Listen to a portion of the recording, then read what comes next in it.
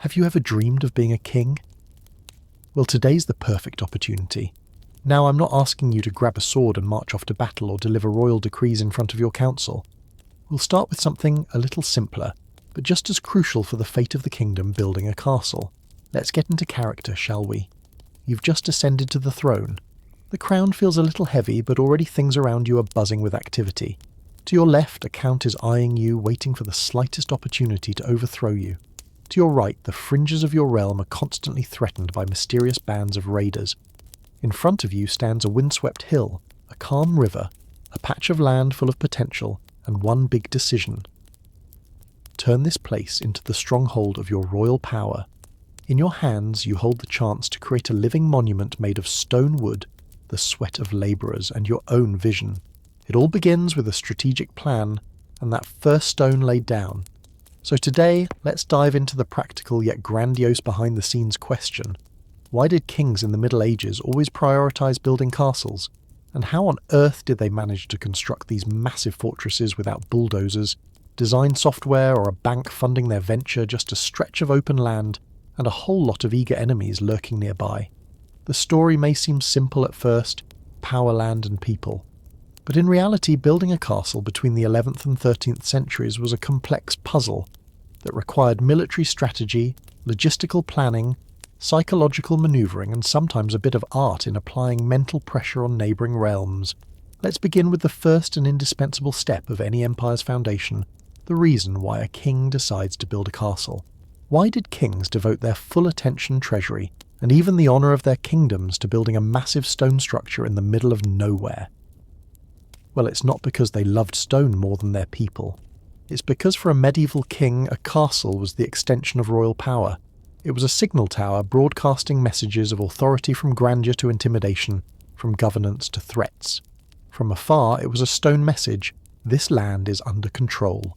Step inside and it became a miniature world of the kingdom: a granary, an armoury, a courtroom, a banquet hall, and even a throne room where anyone entering would have to tilt their head back before daring to speak. And what about the highest point?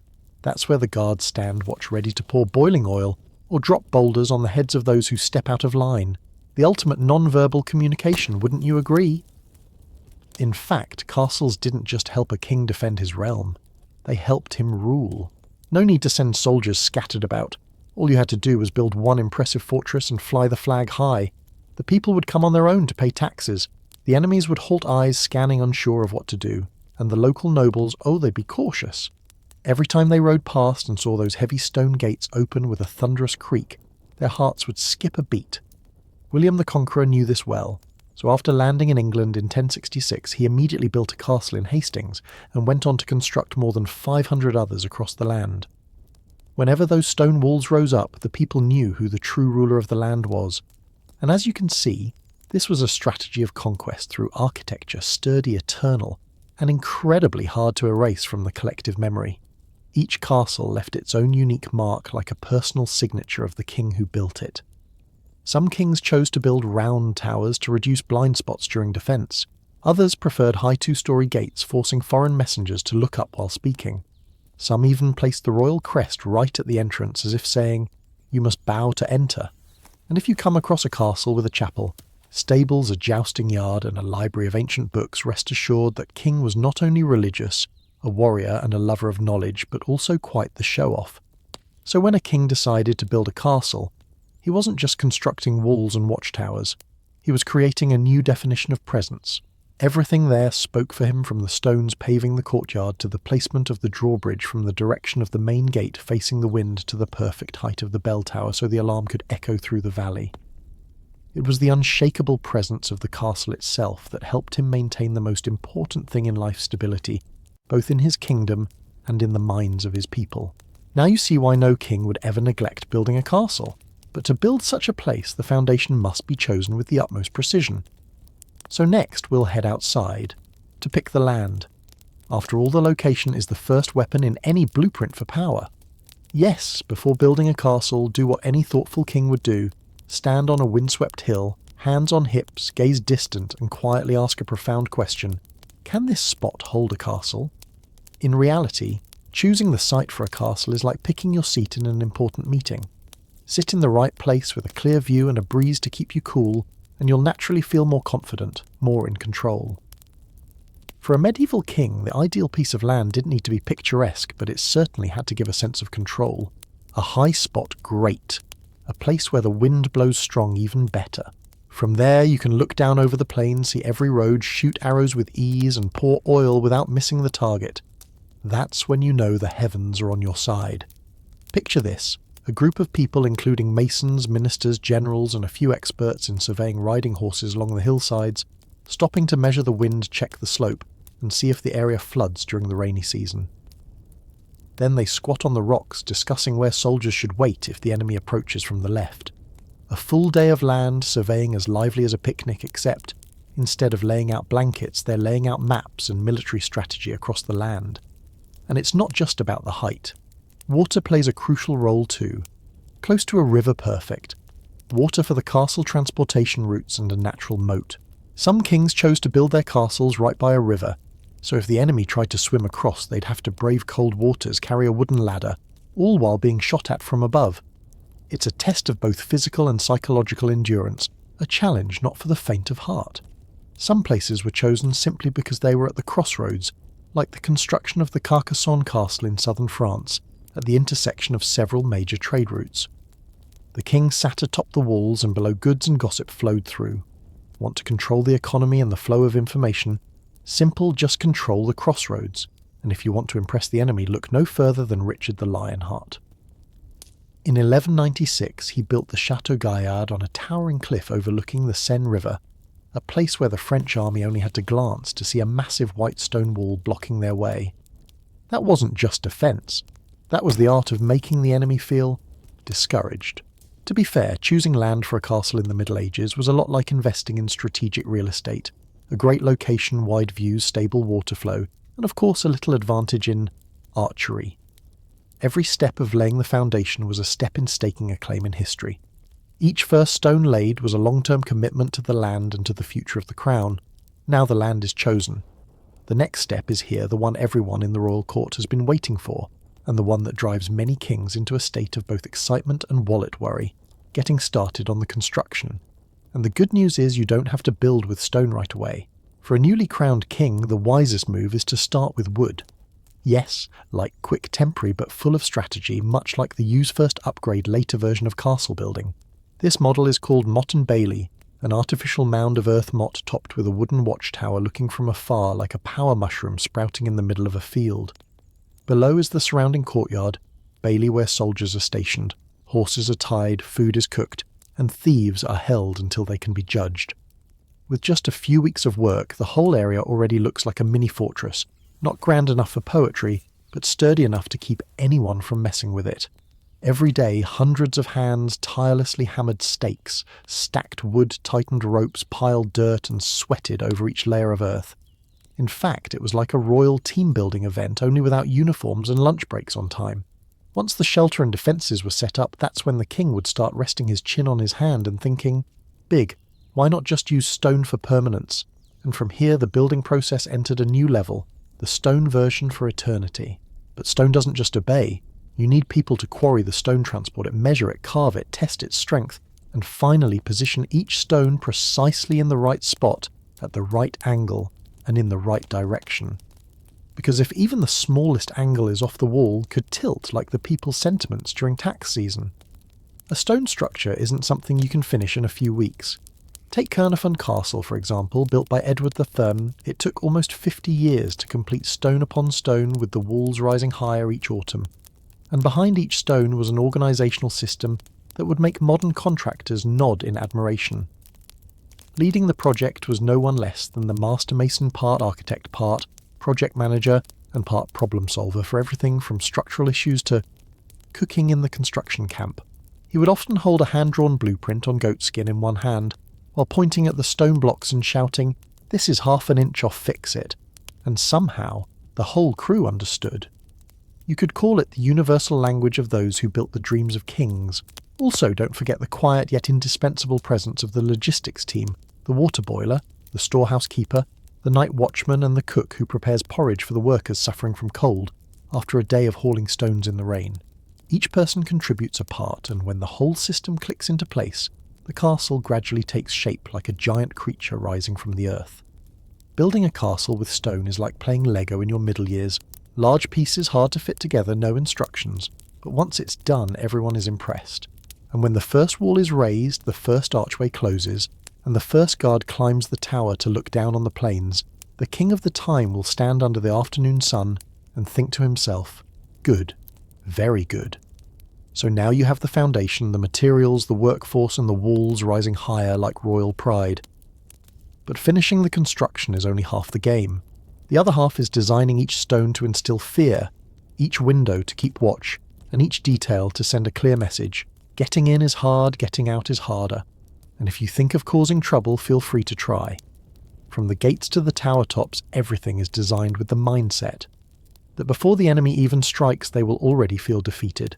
The main gate is always narrow and tall, just wide enough for a cart or a small group of soldiers walking in a line so that any intruder has to enter slowly, bow their head, and arrange themselves neatly before something heavy comes crashing down on them from above. Above the entrance, there's always a charming detail, the murder hole, a small round hole but with absolute effectiveness. This is the place to pour stones, hurl boiling water, or drip hot oil on guests who arrive at the wrong time. Perhaps in the history of architecture there has never been a hole so polite yet so haunting. Along the walls you'll find narrow vertical slits, as if hastily drawn with a knife. These are arrow slits, where archers show their skill. From the outside they look as narrow as a slit of paper, but inside they flare out like an elephant's ear, allowing archers to swing their arms with ease. Shooting out is easy, shooting in is nearly impossible. This design isn't for those who like wide paths, but for those who appreciate the art of combat in small spaces. And if you plan to visit the tower, feel free to step into the spiral staircase, a feature every medieval king adored. This staircase spirals in the direction of the defender's dominant hand.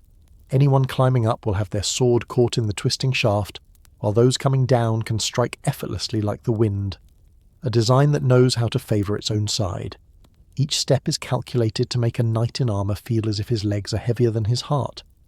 With every twist, a layer of endurance is drained, and by the time the enemy peeks their head over the top of the tower, an archer is already waiting with a professional, tightly pursed smile. Not yet. If you're a fan of multi-layered strategy, you'll appreciate castles with two walls.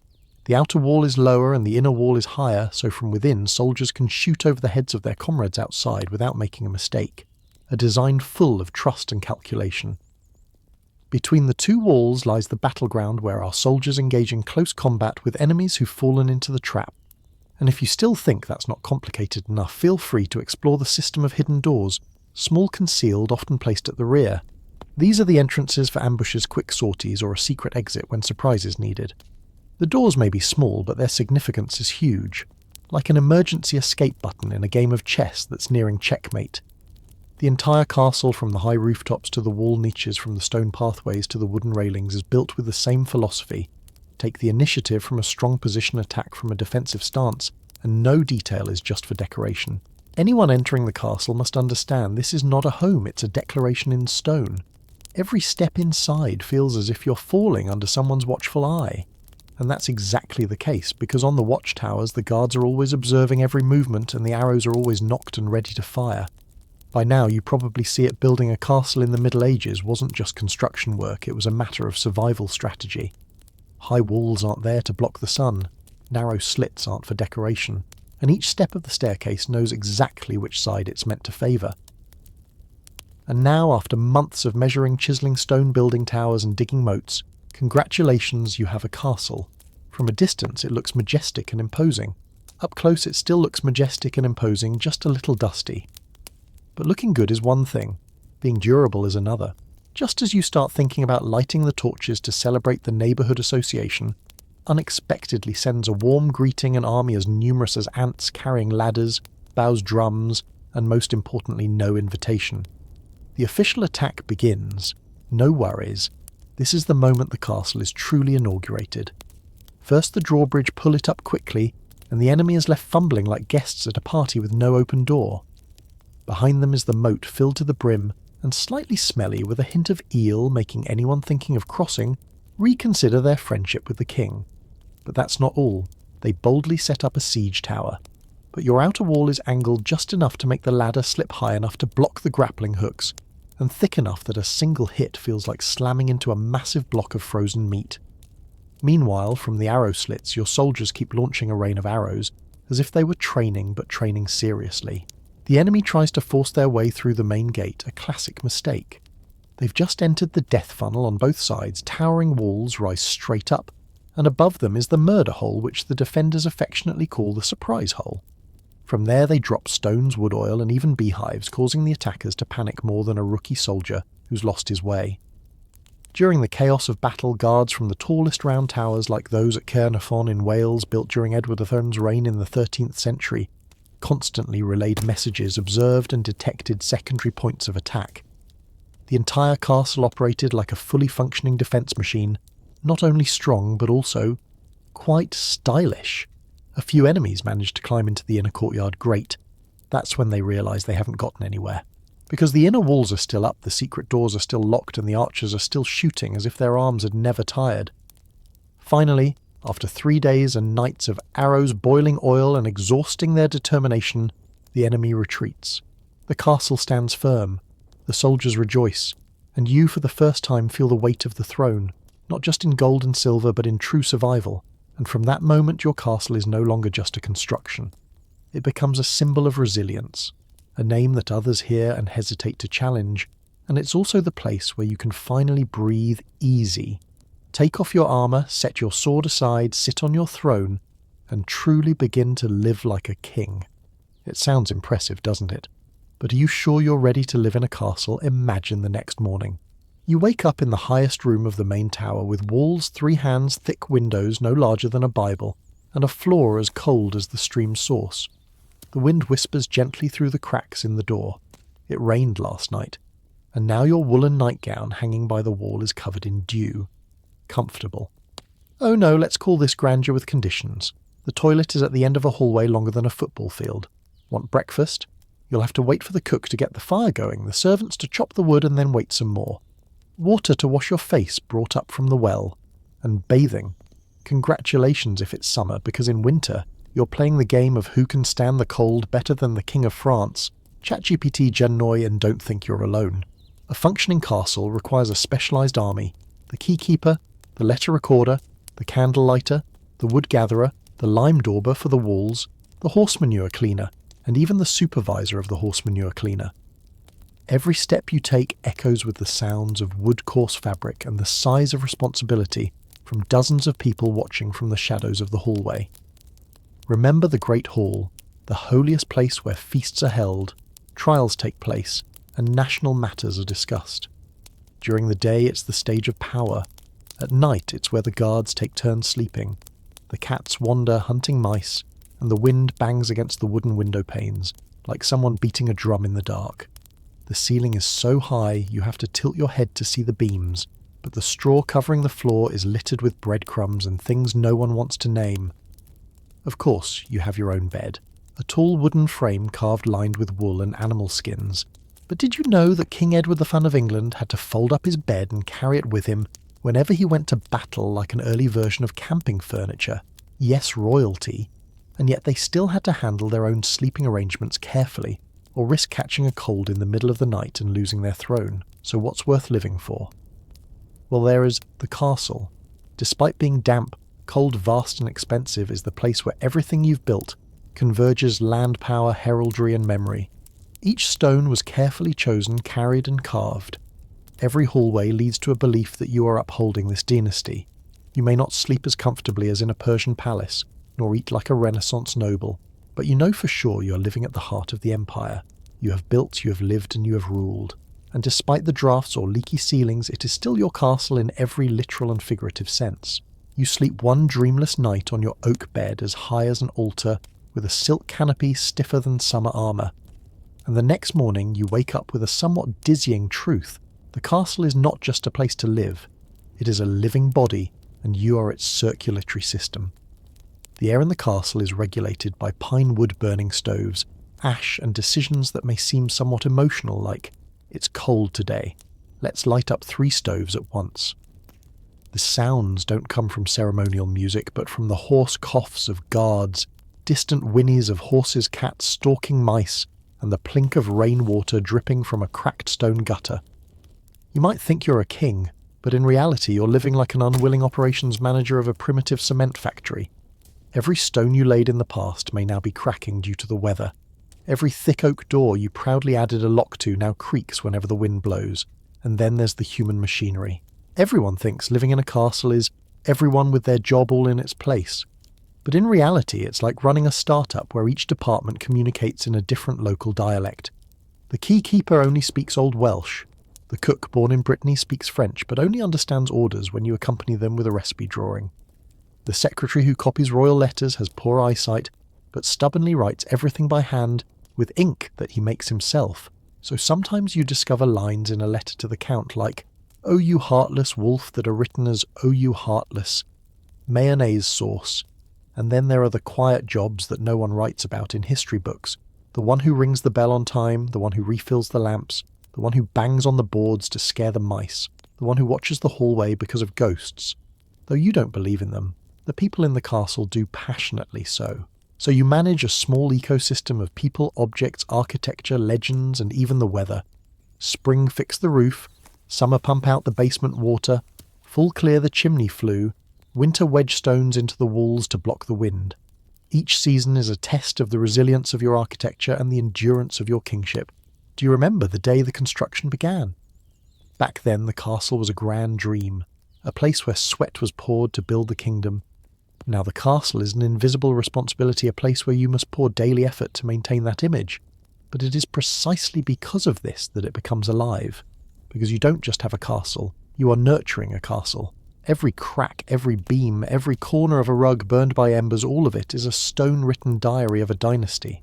And then when the last dust of mortar has fallen, when the walls stand firm, and when the banners fly atop the watchtowers, your castle officially enters the next chapter, the post-construction phase. So what happens to that castle after you put down your sword, wash your hands, and sit down for your last dinner with red wine and fragrant roasted venison pie? You know some castles survive for generations, like Windsor Castle in England, where since the 11th century, kings and queens have come and gone, changing the sheets, hanging new curtains, and hosting foreign dignitaries. Some, like Crac des Chevaliers, a massive fortress in Syria, have changed hands through the Crusaders, Islam, France, and modern governments, but still stand strong like an old man who talks a lot but commands respect. Just hearing about it makes you want to book a tour, right? But then there are those castles whose lives are shorter than a human lifetime, burned down in a night of betrayal, torn down to make way for modern fortifications, or worse yet, disassembled for its stones to be sold off in pieces turned into cowsheds and stables for the neighbouring landowner. It's heartbreaking, yet also strangely amusing. And you know there were times when castles became political centres, like the ancient stone version of the White House. They were places to issue decrees, host banquets, welcome envoys, and draw up battle plans. A castle under siege that was a nationwide red alert. Losing a castle. It meant losing face, keeping the castle. Your position remained intact, and if the castle changes hands but keeps its name, congratulations, you've just built a timeless brand. Then time passed. During the Renaissance, people began to favour palaces over fortresses. Castles were made up with flowered windows and rose gardens, turning from places to shoot arrows into spaces for oil painting. Some became schools, hospitals, or even retirement homes for nobles. From the fortress of royal power, the castle evolved into a living museum of history, beautiful, rich in detail, and open for tickets every Saturday.